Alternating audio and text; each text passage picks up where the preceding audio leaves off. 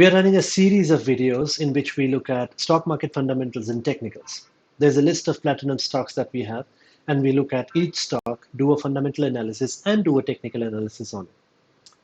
Now, I was talking to some of my viewers, and I came to know that sometimes it gets a little too technical and complex because um, some of my viewers are having trouble in understanding what I'm saying because we are looking at charts.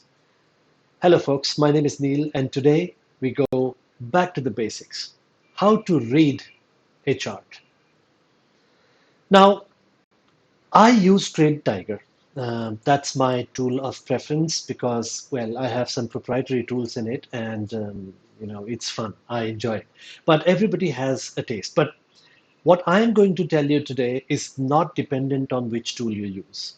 All brokers and all tools provide the fundamental indicators and chart types uh, that you can use to understand the trend of the stock, where it's going, and when to enter and when to exit. So let's quickly take a look at how to read charts. So what you see on the screen is Trade Tiger, and this is a candlestick chart, right?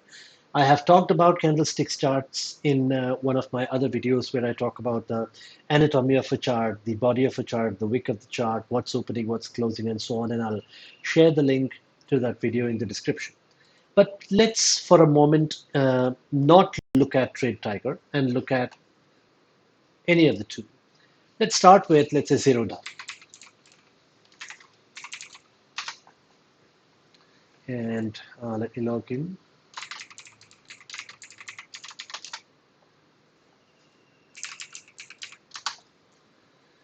Right? And let's say that I want to take a look at the chart of TCS, right?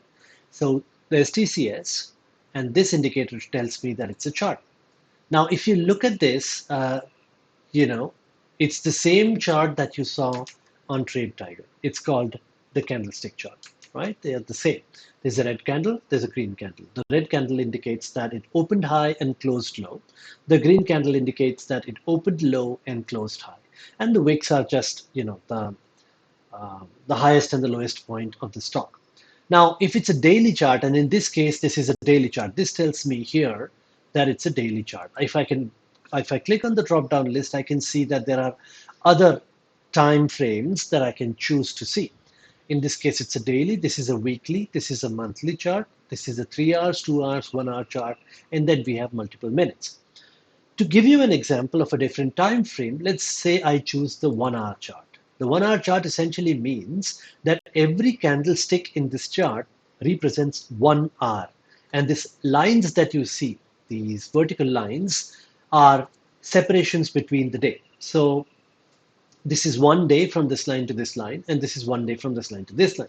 And each day has 1, 2, 3, 4, 5, 6, 7 hours of 7 trading hours. So from 9:15 to 3:30, what have you, right?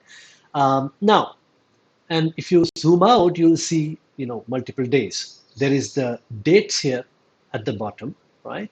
And there is the price here on the y-axis. Let's say that you don't want to take a look at the candlestick chart. You want to take a look at some other chart. So if you go here, you can see that there are different types of charts here as well. If you click on the line chart, this is the line chart, right? Now, when you're deciding to buy or sell a stock, it's very important that you look at what price you're buying and selling. Now, in this case, this is a line chart, but even in a line chart, you can see that whether the price at this point in time is high or low.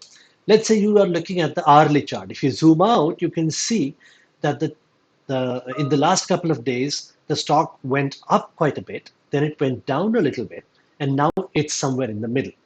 Ideally, you should be buying low, which means you should wait for the stock to go down a bit, reach about this level, and then go up here and then sell here, right? And this is the hourly chart. You can take a look at the daily chart and do the same, right? You can see that this is the line chart. The stock a couple of days ago was here from where it started shooting up.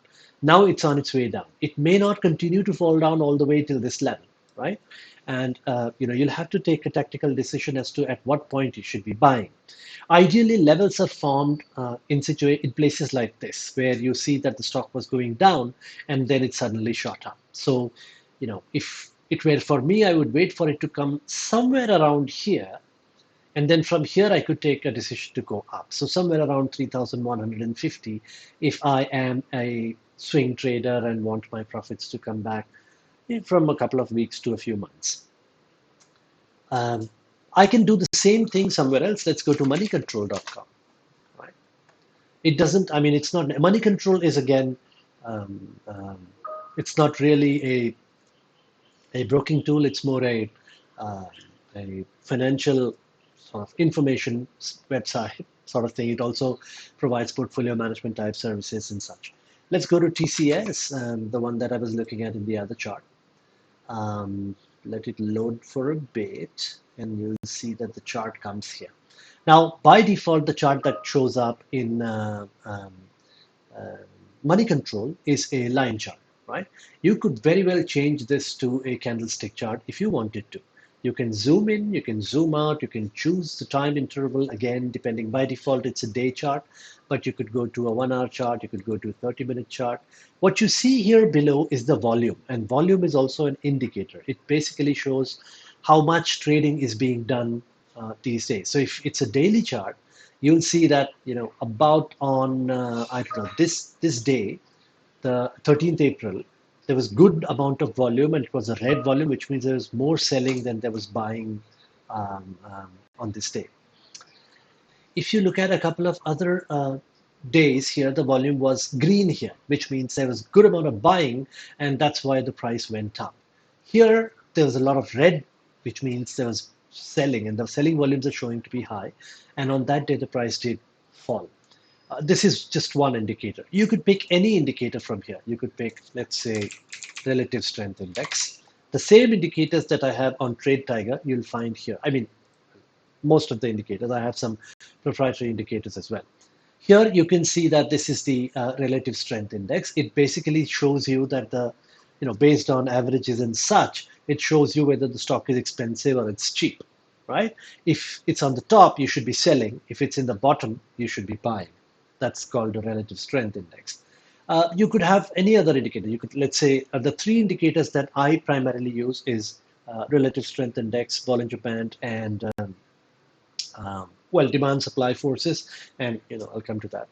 I've already done a video on demand and supply, and I'll share that link in the description. So Bollinger Bands. So this is the Bollinger Bands. How the Bollinger Band helps us, and I have a dedicated video for Bollinger Bands as well, is that when the price goes down and touches the lower Bollinger Band, you'll see that it usually springs back to the mean. Mean essentially means the center, the point of the point between the high Bollinger Band and the low Bollinger Band. Similarly, when it goes and touches the upper Bollinger Band, there's a high probability that it swings back to the mean. So every time it touches the Bollinger Band, it swings back. So it's a good idea to enter or exit your trades around the time when it touches the Bollinger Bands. Yeah? So it really doesn't matter which tool you're using. You could have the same tools on Zerodha. Let's go back to Zerodha. Let's say TCS charts. This is, let's go to display, candlestick, yeah? And then studies, and the indicators are called studies here. So you could go to Bollinger Bands, and it will show you the Bollinger Bands here. Similarly, you could go to, I don't know, relative strength index, or RSI, is it called here? Yes. And the RSI shows up here. Yeah, so when it's high, you're supposed to sell. When it's low, you're supposed to buy, right?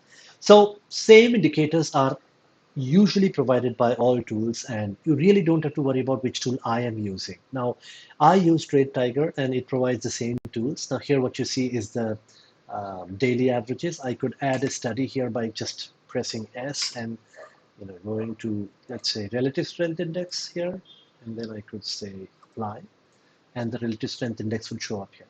The same thing I could show you here, Let me show you how I add a Bollinger Band. When I press S on my keyboard, it shows me which study I would like to add. And then I can go here and select Bollinger Band. I could also choose, from here, the thickness of the lines and the color of the lines here. And then I could say apply, and the Bollinger Band show up here. You see? This is the upper Bollinger Band, it touches, springs back to the mean. This is the lower Bollinger Band, it touches, springs back to the mean. So, this was a quick back to the basics of how to read a chart. Now, just before I close, one thing that I'd like to tell you is when you pick an entry or an exit, remember, we buy cheap, which means we buy the stock when it's low, and we sell dear, which means we sell the stock when it's high. So before you buy, even if you don't have any of these tools, look at the chart, just eyeball it, create a curve, right? How it goes up and then it comes down and then it goes up and it comes down. See if the price is at the lower end of the curve or at the high end of the curve. If it's at the lower end of the curve, then buy. If it's at the high end of the curve, then sell. It's that simple.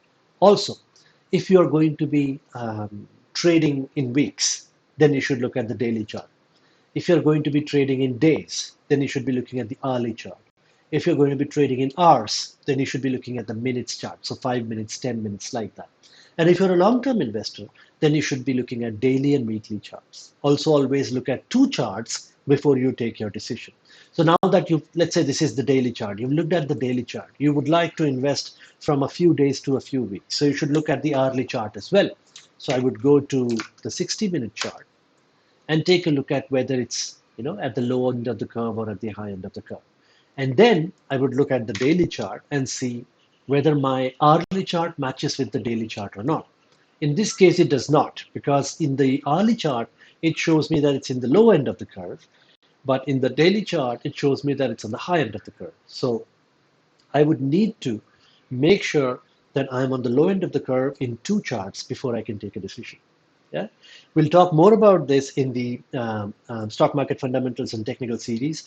Do make sure that you watch it. I'm always looking for feedback. Otherwise, do let me know if there's something that you would like me to cover. Otherwise, that's all I have for you today, and I wish us all the best, and I hope that we make a ton of money on the stock markets. Have fun.